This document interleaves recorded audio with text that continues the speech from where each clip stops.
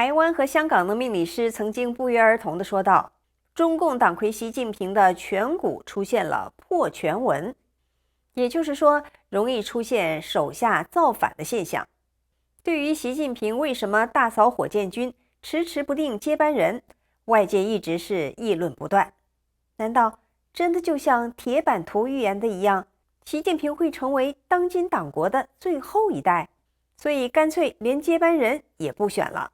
又或者就像推背图预言的，有一军人身带弓，勇士后门入地宫，引起某人的联想，从而引发了中共高层的大震荡。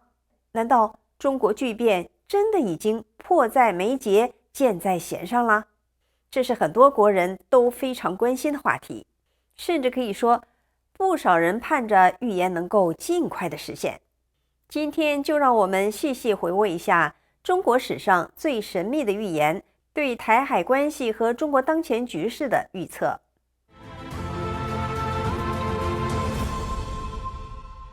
在民间奇书铁板图中描绘了一只白羽之鸟血溅峭壁坠落山崖的场景，这白鸟指的是谁呢？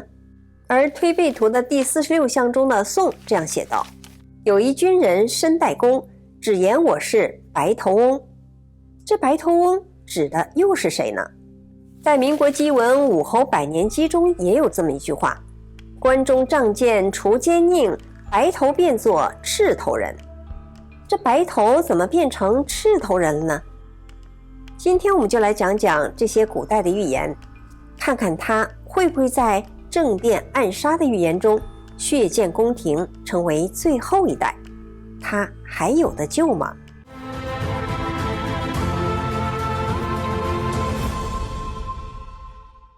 相传清朝的一位秀才家里藏有一本天书，名为《铁板图》。这本不知年代不知作者的预言书，预言了各个朝代最后的命运。书里的每张图的预言就像铁板钉钉一样的已成定局，不能改变，所以叫做铁板图。历朝历代都把它列为禁书，所以只能在民间秘密流传。最后就传到了中国某个县城的一个文化人手里。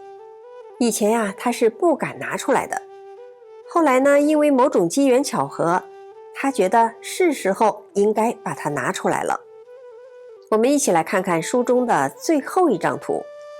画面非常简单，在两座山峰中间的山坳上空，先后飞过去4只黑颜色的鸟，最后一只白颜色的鸟摔死在右边山峰的半山腰，血溅峭壁，正向山下坠落。图画的下边写着一行字，白羽毛鸟撞死在山这边。有学者表示，这是预言了中共的大结局。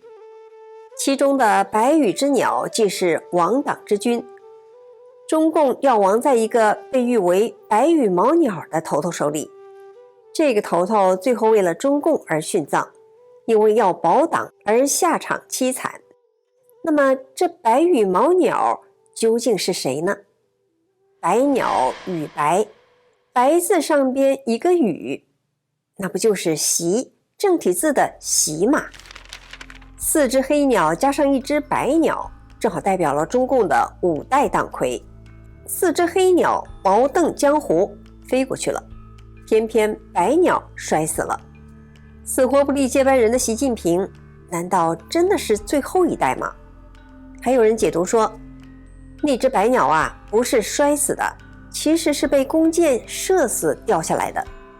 说到弓箭这就和推背图里的预言连上了。唐代李淳风和袁天罡共同写下了千古奇书《推背图》。习近平的命运可能体现在其中第46象的颂之中。第46象的颂曰，有一军人身带弓，只言我是白头翁。东边门里伏金箭，勇士后门入地宫。有一军人身带弓，这说得很形象一个军人身上还带着弓，只言我是白头翁。白头翁拆开来就是公与白，就是习公习近平。东边门里伏金剑，勇士后门入地宫。这两句说的是有刺客有勇士从后门闯入皇宫里，发动宫廷政变，要抓捕白头翁。这里边有一个特别值得注意的重点，弓箭。有人拿着弓箭要射白头翁。有内部消息流出，习近平最近把火箭军的高层给团灭了，可能与这个也有一定的关系。他是害怕拿着剑带着弓的火箭军，担心发动兵变的人可能是个军方出身的军头。弓箭和火箭都是箭，关系密切。弓箭是中国古代的远程射击武器，而现代的远程打击武器就是导弹，正是火箭军所掌握的武器。据说当年林彪飞机失事的时候，可能就是火箭导弹给打下来的。那么习近平本人有可能看到这些预言吗？或者他相不相信这些预言呢？答案是肯定的。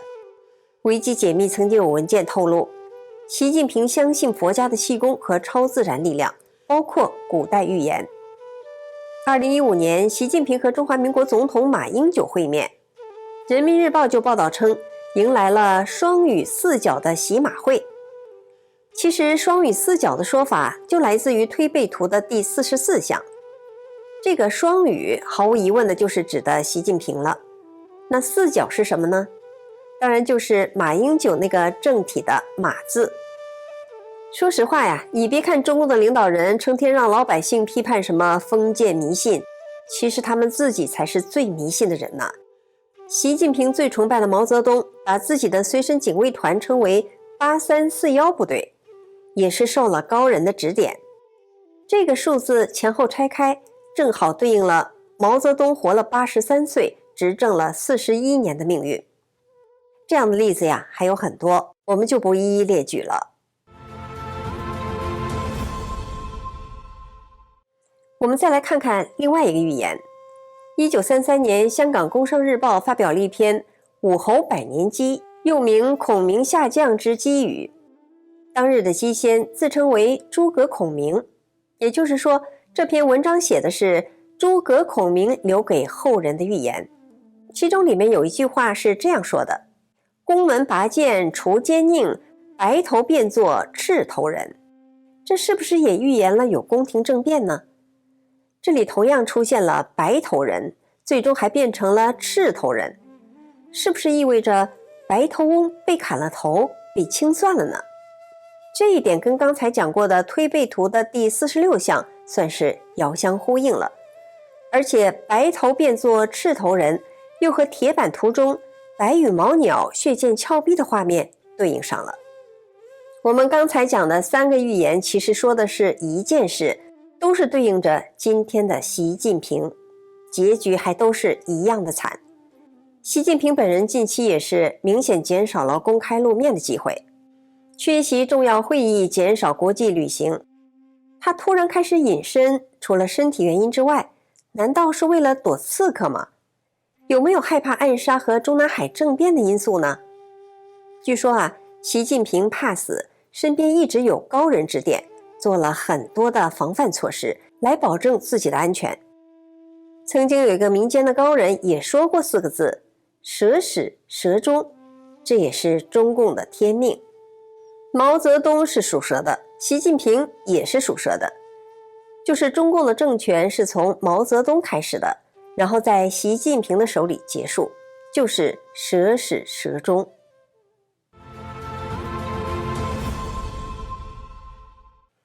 如果习近平想要躲过注定被暗杀或者政变的命运，他还有路可走吗？这个恐怕还得从古代预言中去寻找破解之法。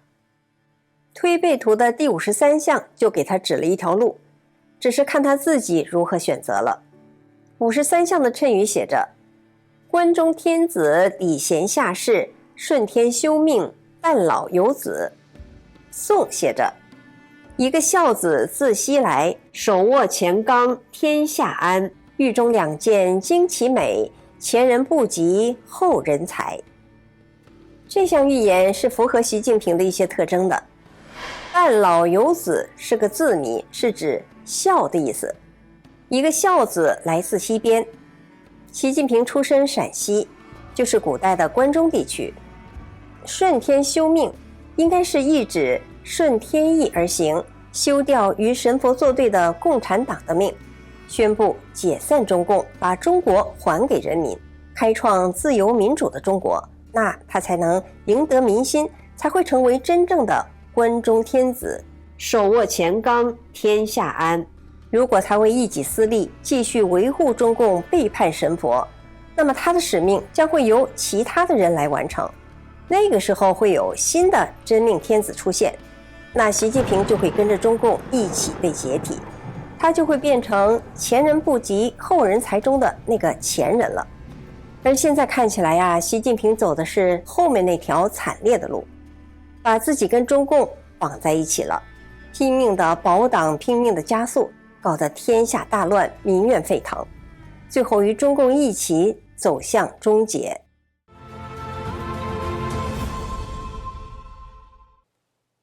接下来我们再来讲讲刘伯温的预言，从金陵塔碑文中再找一找答案。金陵塔碑文相传为明初刘伯温所作。民国7年，在南京古时叫金陵的一座塔内发现了一个碑文。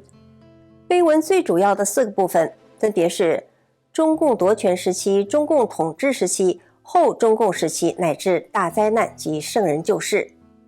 关于习近平的结局，金陵塔碑文中有这样一句预言：马不点头石沉底，红花开尽白花开。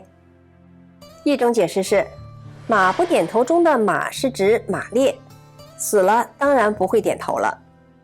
石沉底，在一些方言中，石音读作习，习沉底下去了。这句是讲习近平抱着死去的马列不放，会把自己拖带下去。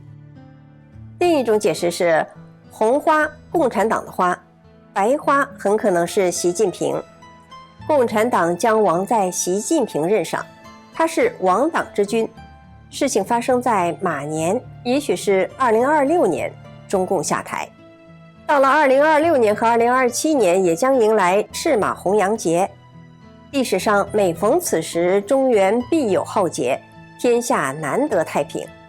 2026年和2027年，到时候赤马红羊节会不会再次重演？中国是不是会发生翻天覆地的变化呢？人们常说人生如梦，人生如戏，历史又何尝不是一场预先安排好的大戏呢？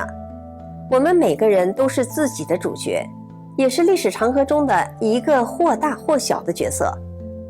虽然我们不知道谁是导演，但导演肯定不是我们自己。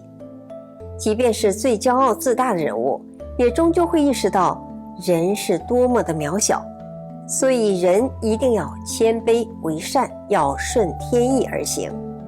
然而中共一贯的行事方式都是与天斗、与地斗、与人斗的，显示自己多么的伟大。可是历史上再伟大的王朝也有走到尽头的时候，何况中共呢？作为党魁，习近平现已成为总加速师，他或许以为利用中共可以维护自己的权利。不过从这些预言中看，在历史的安排中，中共的终结者很可能恰恰是他自己。习近平是否能读懂天机？中国会不会出现戈尔巴乔夫式的人物呢？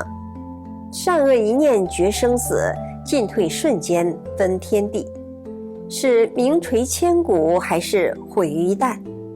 既然历史还没有走到那一步，或许习近平还是有机会的。不过这对他来说也并不容易。历史是最好的老师，习近平是否能从历史和预言中得到启发，为自己和国家的命运做出最好的选择呢？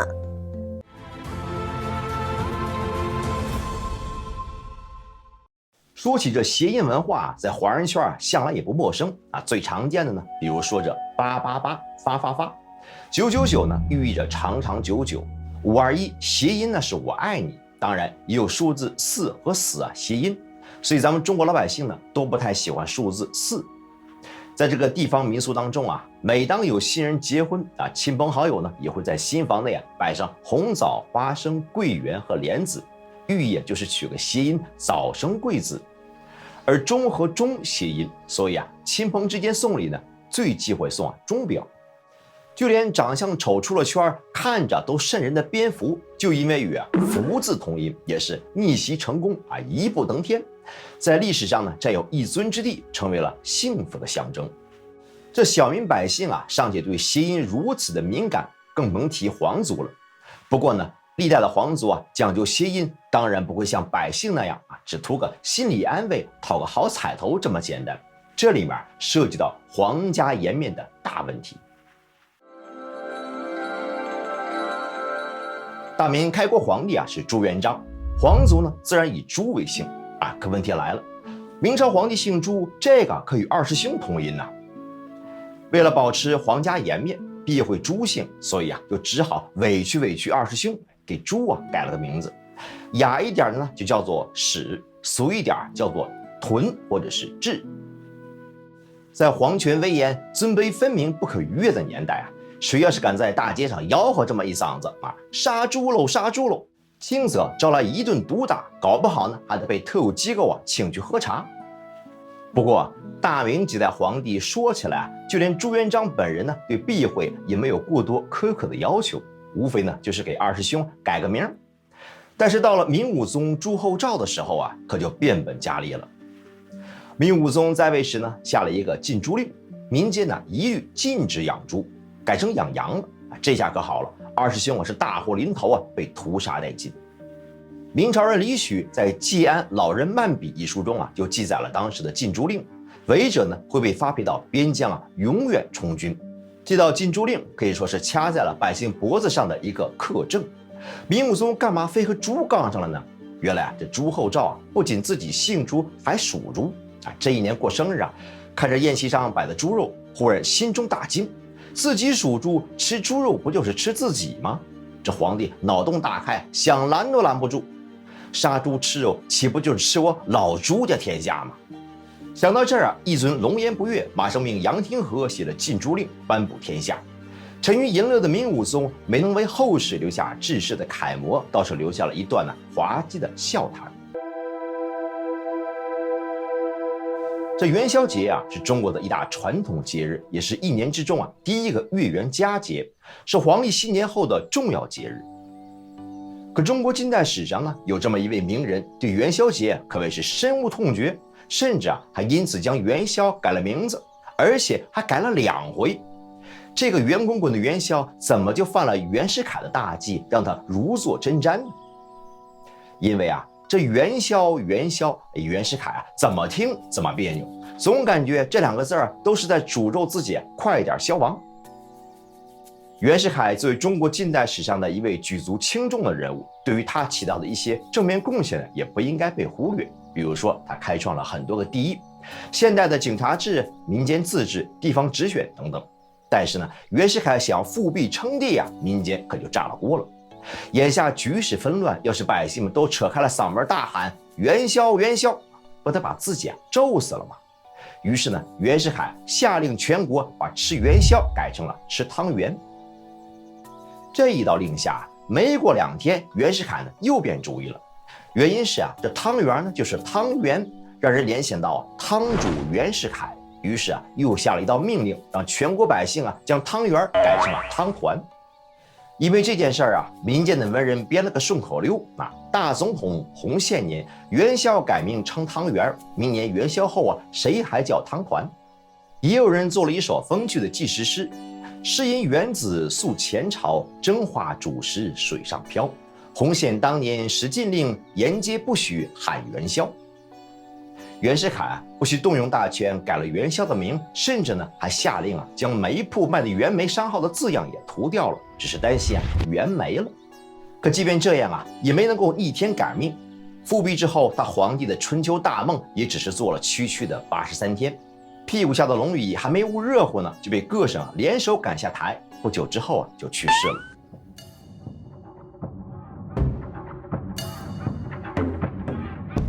说回到咱们视频一开头的新闻，据说2013年习近平刚刚上任时呢，就取消过除夕假。那个时候啊，他的权力呢尚不稳定，为了避讳，生怕除夕呢变成了除夕，所以呢，刚一上台就取消了除夕。这10年过去了，习近平也成功的连任了国家主席和军委主席，已然大权独揽。可为什么又对除夕耿耿于怀了呢？网上流传呢，原来是一则预言突然让习近平寝食难安。一个呢是铁板图，据说当权者非常相信预言。铁板图上一只白羽毛的鸟撞死在山腰，而白羽这2个字合在一起呢，正好是繁体的习字儿。白羽鸟血溅山鞘是不是暗示执政者在自己的任期上会出现什么意外呢？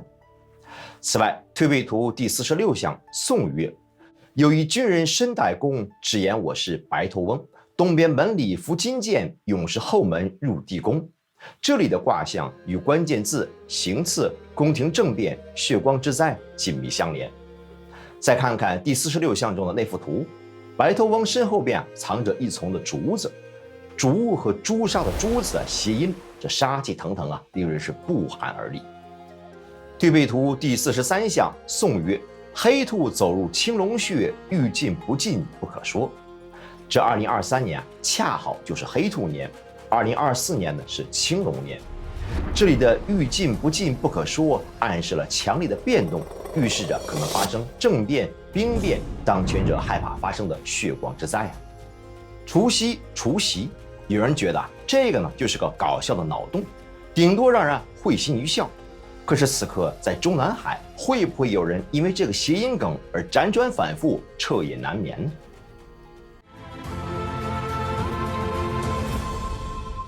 推背图的第43象一般被解读为大陆和台湾两岸的关系。宋诗的首句黑兔走入青龙穴，点出了关系发生变化的时间点。这条线索呢，我们放在后面讲。先来试着解读一下第43象的谶语。谶语说：君非君，臣非臣，始奸危，终克定。君非君，臣非臣，是说大陆和台湾是非君非臣的关系，互不臣属，谁也管不了谁。始奸危，终克定，是说中华民国退守台湾之后，两岸分裂。一开始的局势是艰难而危险的，当时中共提出了解放台湾的口号，而民国政府则将大陆看作是共匪沦陷区，要反攻大陆解救同胞。双方时不时的短兵相接，各有伤亡。到后来冷战对峙，再到两岸开始交流，虽然在意识形态上完全不同，但是表面上似乎相安无事。习近平虽然最近声称暂无攻台的时间表，但是很多国际政治专家还是提出警告，这不代表两岸已经脱离了兵凶战危的险境，台湾依然要时刻保持警惕。不过很多人认为终克定是说大陆最终会攻克台湾，会不会这样呢？我们再看这项的宋诗，或许可以找到更多的答案。宋诗说：黑兔走入青龙穴，欲进不进不可说，唯有外边根树上，30年中子孙结。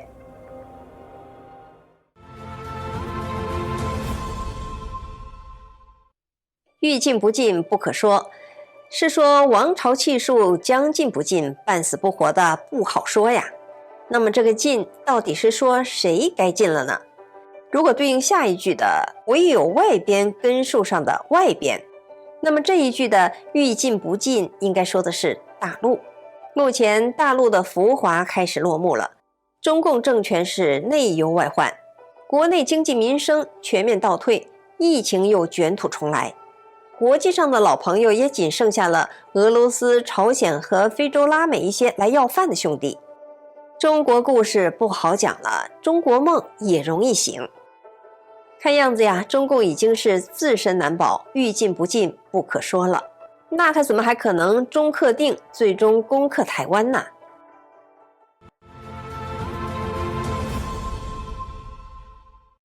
那么中共欲进不进不可说会发生在什么时候呢？这就点到了开篇说的黑兔走入青龙穴了。什么是黑兔，什么是青龙？朋友们需要自行补习古人的脑力游戏，掌握天干地支、五行生肖和颜色的匹配密码之后，就会知道今年是黑兔年，明年是青龙年，2023是癸卯年，癸属水，色上黑，卯为兔；2024甲辰年，甲属木，色上青，辰为龙。也就是说，2023走入2024的时候，局势似有大变，中共的国运开始大衰退，步入倒计时。当然了，天干地支每60年一个循环，再下一次的黑兔和青龙年是2083年和2084年。瞅瞅中共眼下这堆烂摊子，估计活不了那么久啊。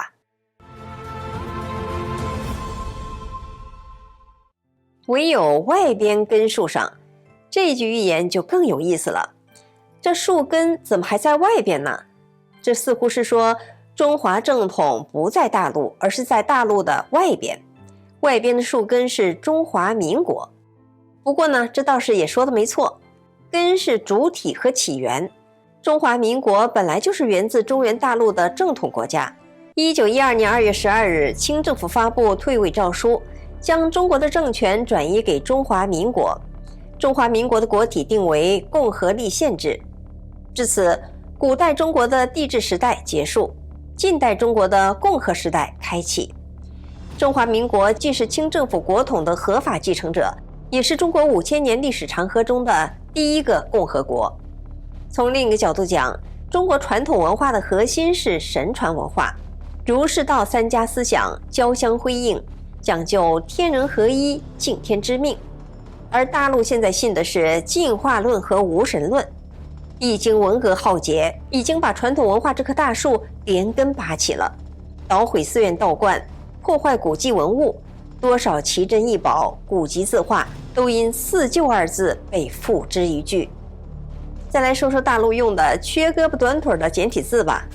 网络上曾经热传一个段子：亲不见，爱无心，产不生，场空空，面无脉，运无车，道无道，儿无手，非单翼，有云无雨，开关无门，乡里无郎。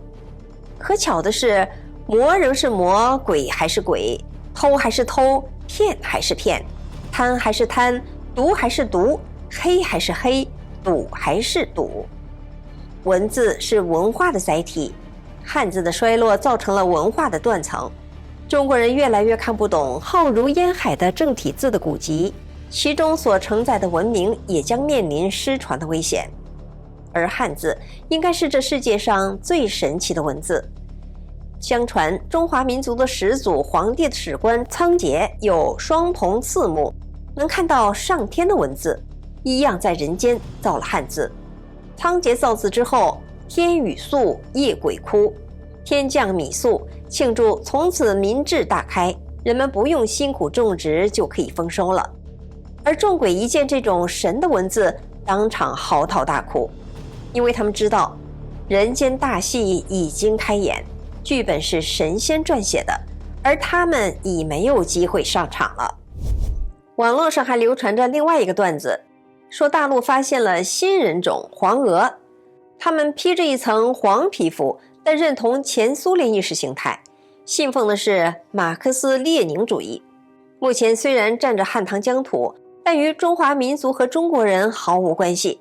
目前此国中不愿做黄鹅的中国人都已经被残杀殆尽或者流放异国。虽然这只是个段子，但却给我们提了个醒，要把中共和中国及中国人民分开来看。中共不代表中国，爱国不是爱党。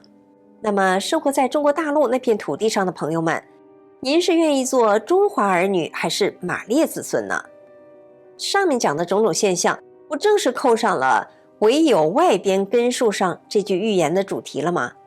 黄鹅在大陆，而大陆外边的台湾保留住了传统中国和神传文化的根基。扎根台湾的中华民国根深叶茂，30年中终于开花结果，将传承下来的中华传统道德文化回传到大陆，大陆终会迎来民主和自由的天地。中华民族真正崛起，万邦来朝，中华文化将传播五湖四海，正是开启世界大同之契机。另外，此象的顶卦也有新气象和新政权之意。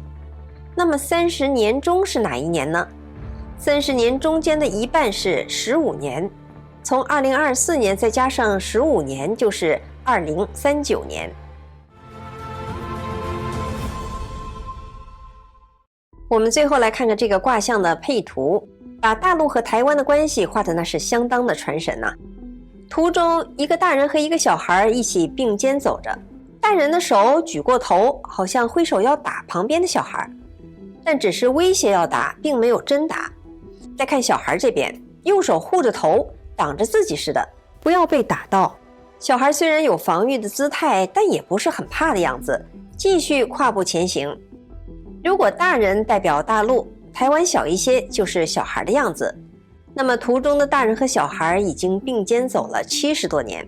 另外呢，大人和小孩的方向也画得十分的准确，大人在西北方向，小孩在东南方向。再仔细看看，似乎有蹊跷。大人身穿的是臣服，看上去更像布衣，而小孩身穿军服，至少是衣着华丽的小公子哥，身份地位显贵。不对呀，大人怎么没有身穿华服呢？怎么看上去还没有旁边的小孩显得高贵呢？这个小孩看起来似乎更像主人一些。这也在意指台湾才是正统，因为台湾是中华民国，是近代中国的一个正统的国体，而中华人民共和国是中共通过窃权拿到的一个政体，所以它实际上并没有旁边的小孩子那么高贵，因为它是窃权来的，就是这样的一个关系。以上的解读仅供朋友们参考，希望没有打碎谁的玻璃心。可能很多朋友都知道，从2024年开始，人类开始进入九子离火运，又一个20年的大时代来了，一切都将面临新的机遇和新的挑战。关于九子离火运呢，我们以后会做节目为大家介绍。